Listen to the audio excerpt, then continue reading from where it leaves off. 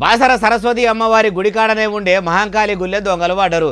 ఇంకో అసలు ముచ్చట ఏంటంటే ఆ గుడికాడ ఎప్పటికీ మంది ఉండనే ఉంటారట, అయినా దొంగతనం చేసిరట. మరి ఆ దొంగలు గుడికాడ ఉండేటోళ్ళేనా, గుడి చుట్టూ తిరిగేటోళ్ళ, గుడి గుట్టు తెలిసినోళ్ళ అంటే ఇక దొంగతనం చేసింది ఏం కథ అంటే మొత్తం తెలుసుకుందాం పారి.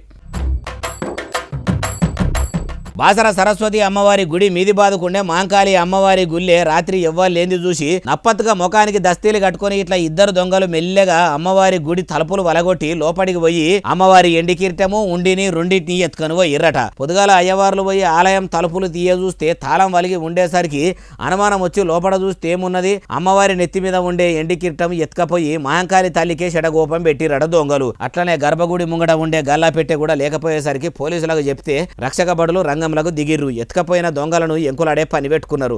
అమ్మవార్ల గుళ్ళల్లో కూడా దొంగలు పడ్డాక ఎట్లా చెప్పురి.